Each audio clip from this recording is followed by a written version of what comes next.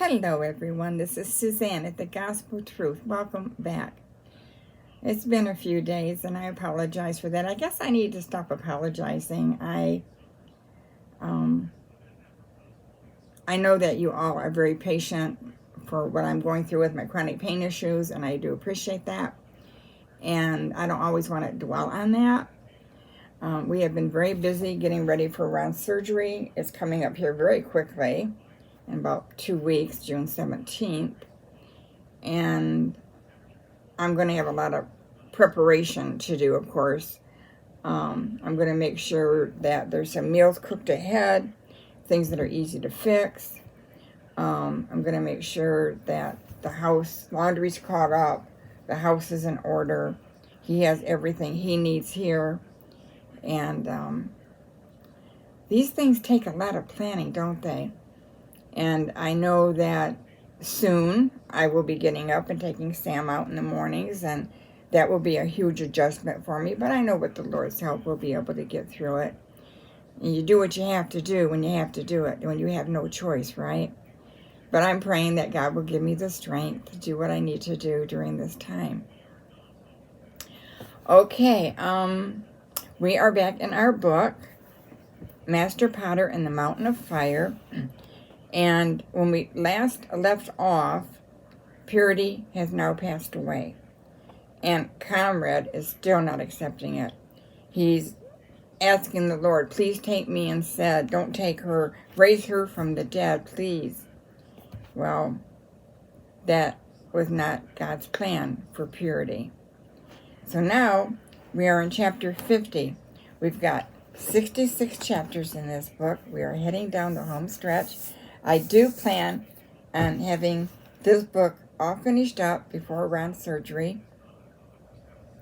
I am starting to do what I deem the important things for when I have that time during the day where, okay, I have this hour, half hour where I'm not too bad that I can jump on and do this. Sometimes, isn't it about prioritizing things in our lives? What is most important to you in your walk with the Lord? All right, no further ado, my husband says, you talk a lot in between the story.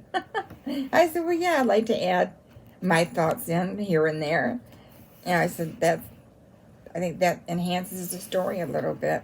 Or these type of things, and even reading the Bible is supposed to jump out at you and grab you and send you off on a different way of thinking, transforming your mind. All right, we're going to read as far as we can. The last one was 46 minutes. I don't think I'm going to do 46 minutes today. I have a little bit of a sore throat, and it's been damp and rainy today, so we'll just see how far we get, but we're going to do at least 4 chapters. Chapter 50, Heaven's Gate. Having left her diseased vessel behind. Isn't that a nice way to put it? We are all diseased vessels. Won't it be glad when we shed this body and there's no more pain, no more crying? Purity suddenly finds herself being carried in gallant, strong arms into an incredibly brilliant beam of pure white light. It seems to be emanating from a circular opening far above her. She feels like a speck of dust being drawn at an incredible speed into the immense opening. Entering, she finds herself inside a long, narrow passageway of translucent light. At the end of the tunnel, she can see the source as it draws her. It's so incomprehensibly glorious that she thinks it must be the center of the universe.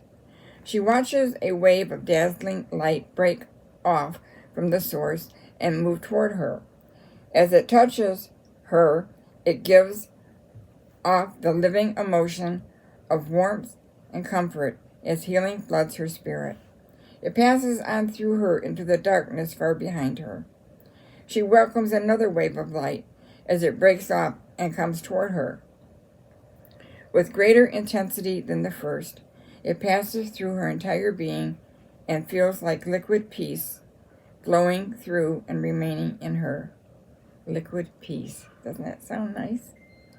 She looks at her right arm, expecting to see a human appendage, but instead she sees a nearly transparent arm of light, her spirit form. She tries to feel her face with her fingers, but her hand moves right through her head. She is amazed, but not fearful.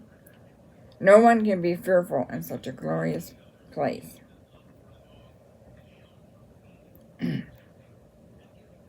The opening gets bigger as she's drawn toward the fiery, brilliant light.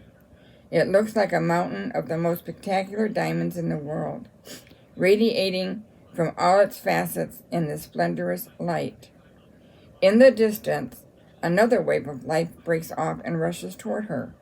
This time she has a sensation of pure joy, and incredible excitement wells up within her. Every part of her has the expectation that what she's about to see will be the most awesome thing any human being could ever see. Moving out of the tunnel, she has an unrestricted view. Radiant light and incredible beauty emanate to the right, to the left, and above her.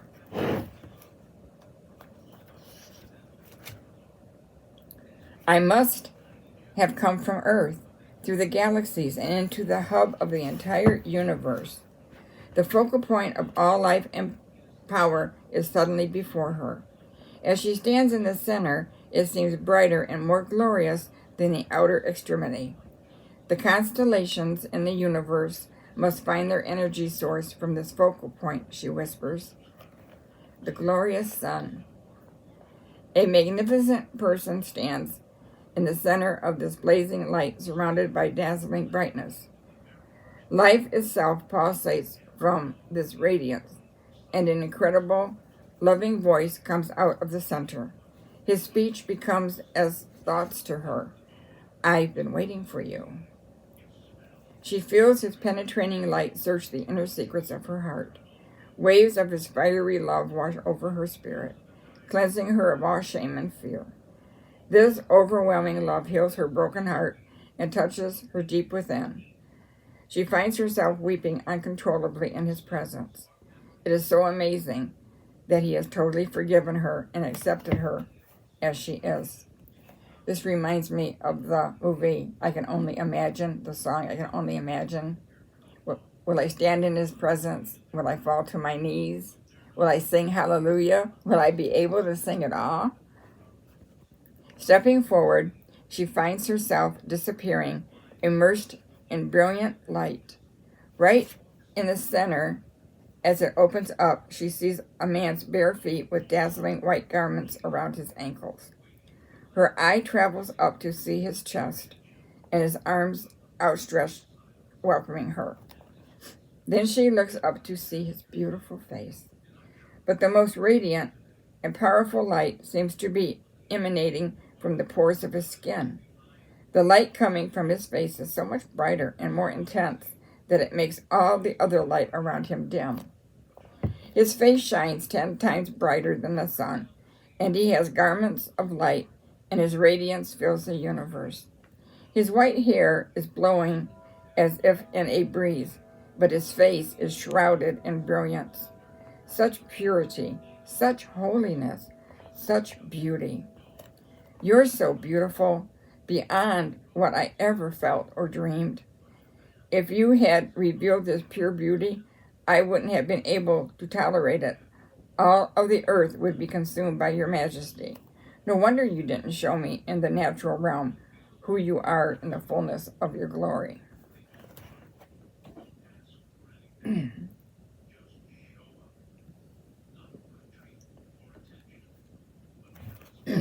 A new heaven and a new earth.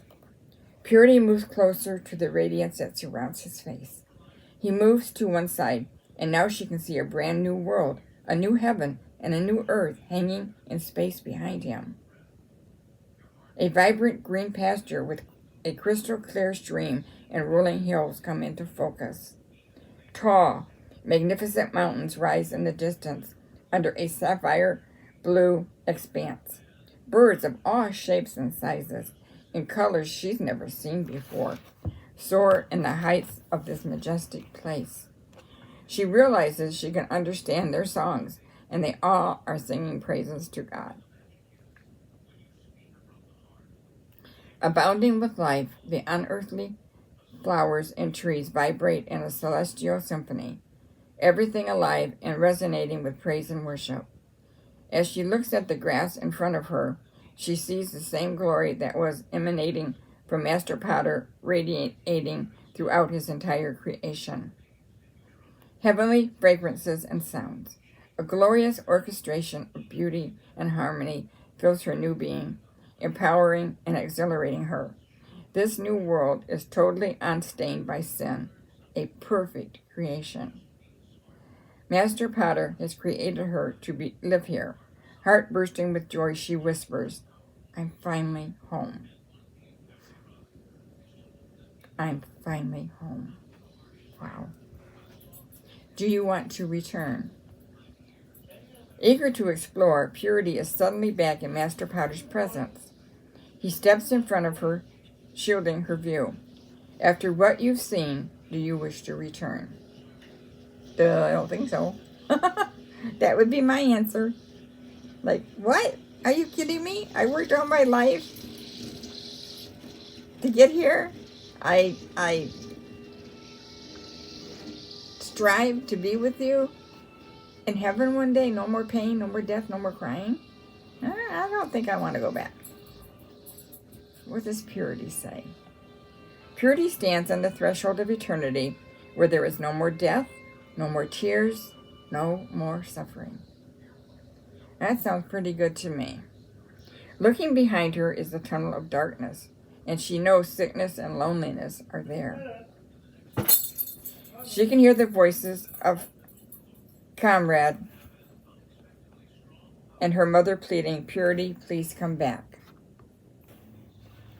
Okay, if you notice a little blip or something, I had to start again because somebody knocked at the door. It was our neighbors with some food for us. So I'm just continuing on rather than doing the whole thing over again. I can connect the two together. So, okay.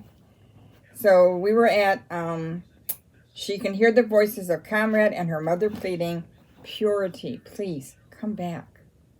By the power of Master Potter's blood, I command your spirit back in your body. I speak life to this earthen vessel. What about my family? How can I leave them so brokenhearted? My mom, my daughter. Would it be selfish if I stayed? And what about my destiny? Your purpose in serving me is not short-circuited by death, but has its ultimate fulfillment in eternity. Your prophetic journey continues here. It doesn't stop at the confines of time.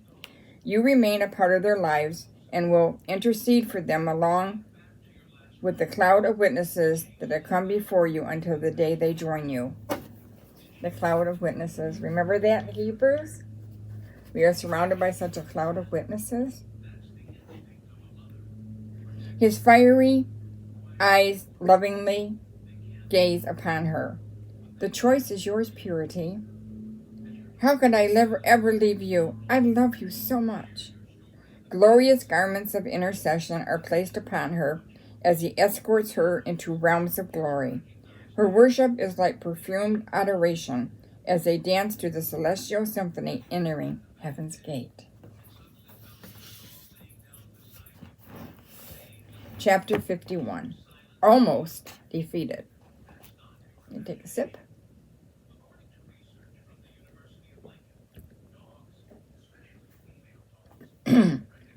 In this black crucible of suffering, heavy flames envelop and penetrate the vessel's glaze.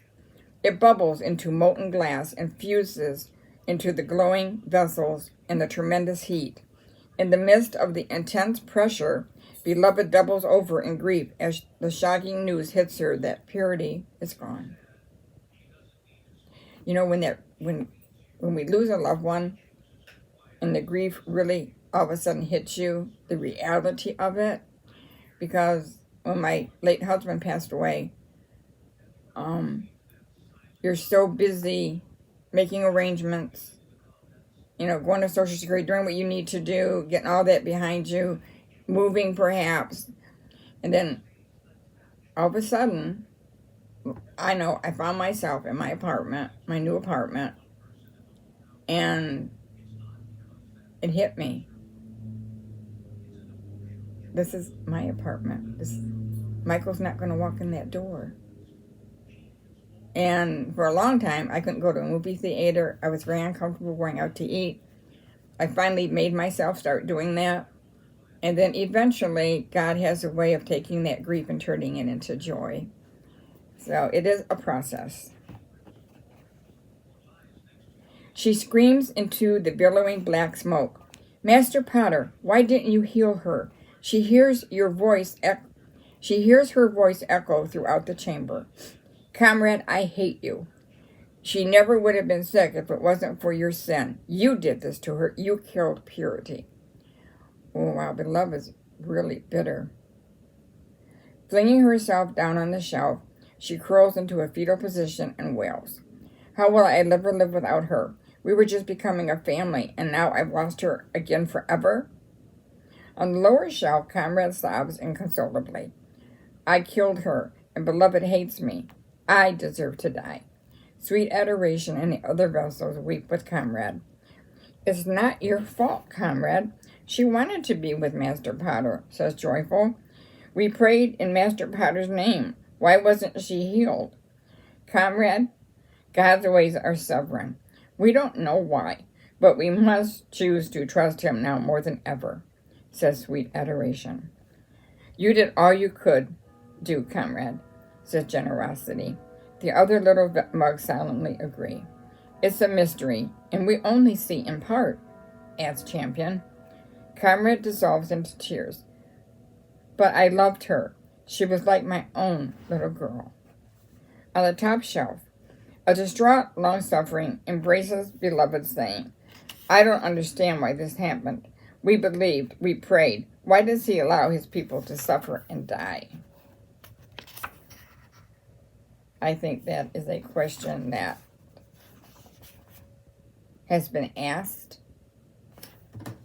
throughout the centuries over and over and over again.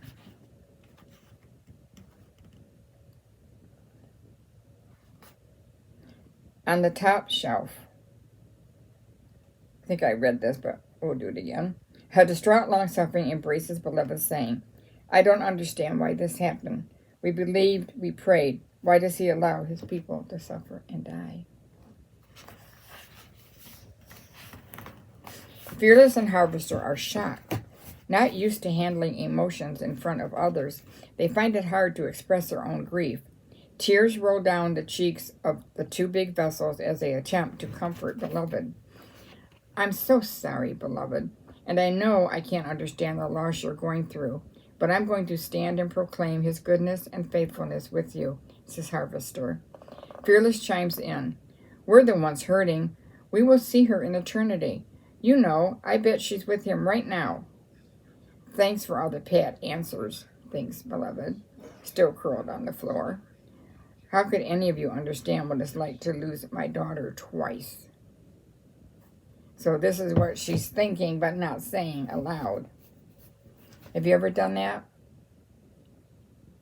Things that you won't say out loud, but you kind of say them to yourself, like, yeah, right? Those kind of things. Soon a blanket of heaviness settles over them in a mass of tormenting spirit attack. He could have saved her, but he chose not to. She was too young to die. You should have prayed harder. If you really had faith, she would have lived. After a while, Fearless begins to process his own doubts about Master Potter. He could have saved her. I don't know why he didn't. Where was he when the avalanche happened? Sometimes I wonder if he really cares as he says he does. Wow. Out of pain and grief, a lot of people say a lot of things that they wish they could take back. They want somebody else to hurt as much as they're hurting. And they really have a tough time. And this is why we need to be gentle with people that are going through grieving process. I read a book about grief years ago when my Michael died, and it was the best book on grief. I wish I would have kept it. Over the years, I think I passed it along to somebody else. But it really helped me heal and helped me with the grieving process. After a while, Fearless begins to process his own doubts about Master Potter. Okay, what happened? Where was he when the avalanche happened? Sometimes I wonder if he really cares as he says he does. Weeping softly, Harvester tells him, Fearless, I can feel his love and protection right now. I don't understand all this either, but I have to trust Master Potter even in this. If we can keep that thought in our mind, I don't understand all this either, but I have to trust Master Potter even in this. If we can, that will help us daily transform our minds. The vessels assure Beloved of how much they love her, and each one vows to be there for her. They say a prayer and go back to their spots on the shelf to grieve alone. More devastation. The reports come back confirming long-suffering's greatest fear, inoperable cancer. Long-suffering is overwhelmed by Purity's death. Her body is tired and her heart is pierced. For the first time, Harvester noticed how terribly tired she looks. Are you all right? I'm fine. The heavy fires have taken their toll. Although she hasn't complained, she doesn't fool Fearless and Harvester. Excuse me.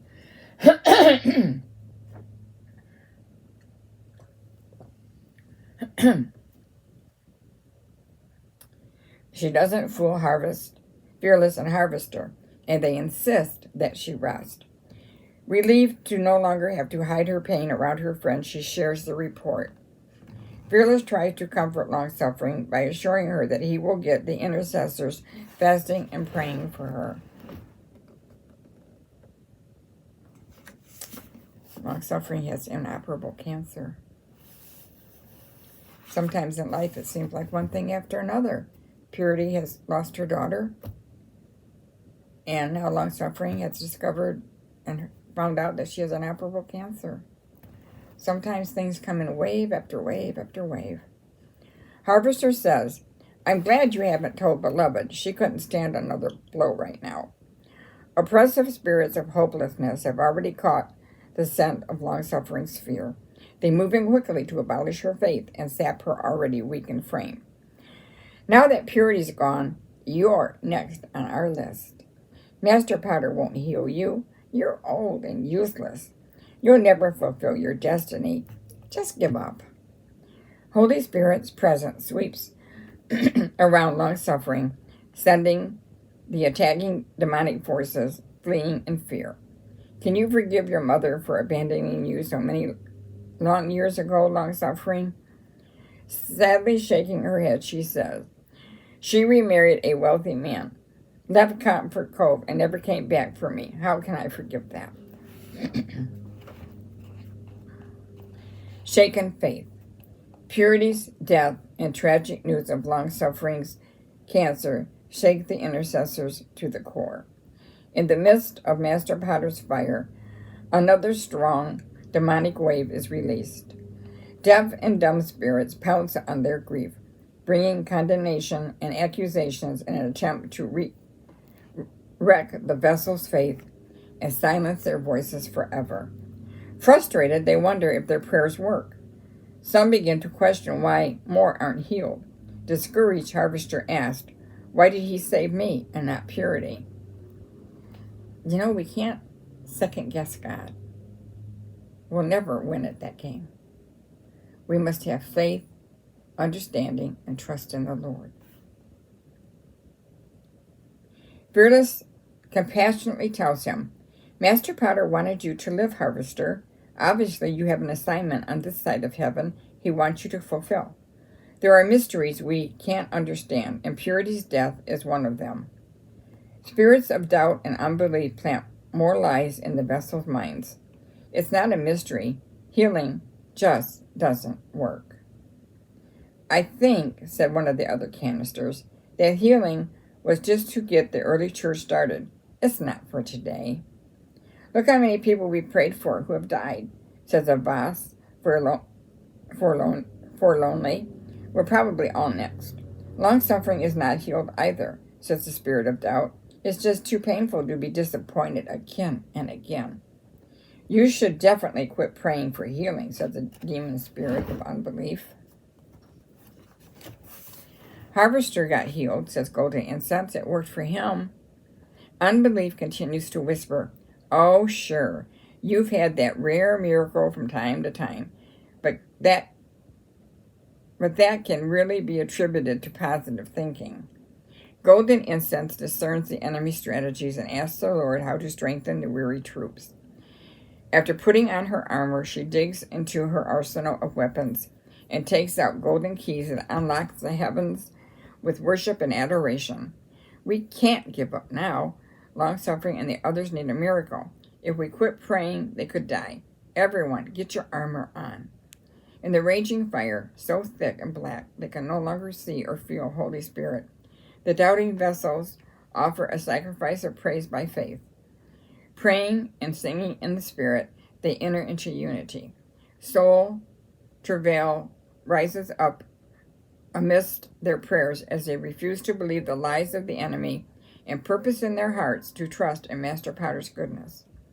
Don't forget, says Fearless, his voice in the darkness, by his stripes you are healed. That's right, says Golden Incense. He purchased our healing and deliverance on the cross. He didn't suffer for nothing. The firebox is stoked hotter. Black carbon dioxide smoke fills the kiln, isolating them from friends and loved ones and adding to their pain. Huge pillars of smoke and fire savagely swirl through this erupting, blazing inferno. The strong become weak and the wise become foolish as they struggle in the raging war for their faith. Burning out the dross. Sulfuric fumes fill the chamber as the dross is burned out of each vessel, plunging them into their own personal hell. Beloved angrily hides on the back shelf. She steadfastly refuses to join the group. When they try to comfort her, she runs them off with her fury. She rages about how her friends really don't care about her. A deep vacuum of loneliness overwhelms Beloved as a suffocating heat and dense flames scorch her sides. She ponders in her heart how hard life's journey always has been for her. Fooled with a kaleidoscope of events and seasons of life, she looks through a dark lens and finds only loss and pain. Why did Master Potter let this happen? Sitting alone on the shelf, she wonders where her friends have gone. They said they would stay behind me and help me get through the grief. Where are they? Why do friends always abandon me? Long-suffering hasn't even been back to see me. Why am I always forsaken? The terrible heat has weakened her clay vessel, and she longs for sleep, but the pain of her grief will not allow it. Instead, her mind is filled with flashbacks of purity as a little girl. She holds each memory before her as a precious possession and savors every morsel until it drifts away in the smoky kiln.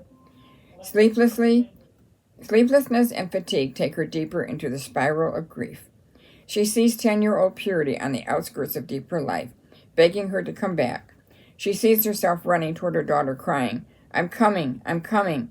Then it dissolves, just as wishful thinking, a mirage in the fiery flames. She feels again the love that throbbed within her as she looked into the soft blue eyes of Purity for the first time. The aching love for that helpless little bundle as she held her to her breast brings her into endless tears of sorrow. I had no way of knowing how painful it would turn out to be. The searing flames storm the outside of her vessel and travel inside. She is consumed, immersed in a liquid fire. Pain and swirling darkness are her only reality as she lies in the black-hot flames of Master Potter's love. A bitterness rages in her as she struggles with losing all that is precious to her. She is unaware that in the midst of this most horrendous pressure, brilliant colors of her glazes are beginning to emerge. All right, we're going to stop there. My voice is getting very raspy, a little sore.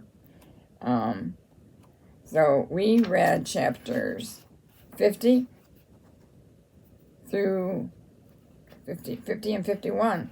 I'm sorry I can't do more today, but we'll keep pressing on.